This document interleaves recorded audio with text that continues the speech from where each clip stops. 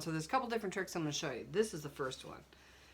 Take a piece of number 8 and make it a spacer. Okay, so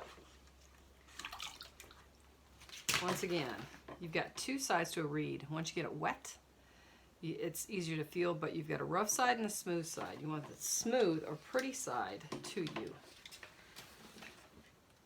All right, so I'm going to start on top of my handle, going to the left to the top. Okay, and if these little zip tie things are in your way, then just move them out of the way.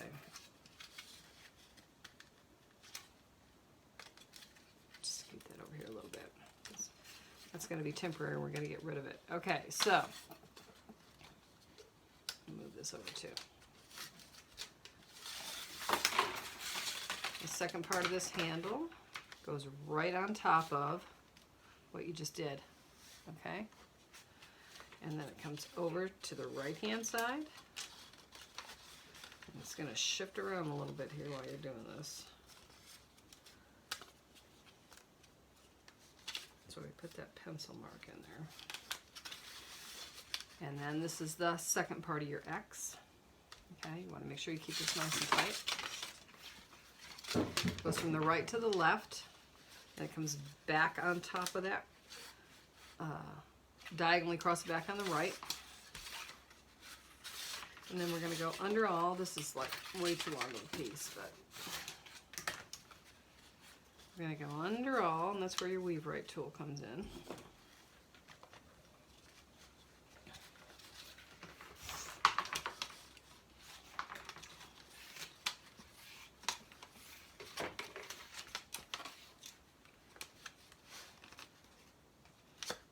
That up a little bit, shove that down through, make sure it's nice and tight,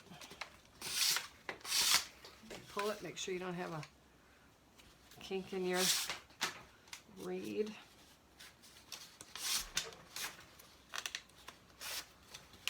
Pull it tight so it squeaks. Now I'm going to trim this down because it's like way too long. That'll be what we use for the other side, and then we're going to go under all again.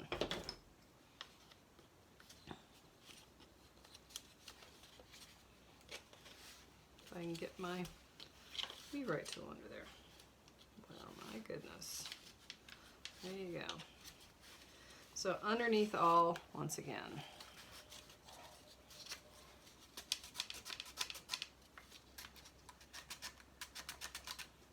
Once you get the tail down through there, you can pull it nice and tight until it squeaks out in pain. Trim it up.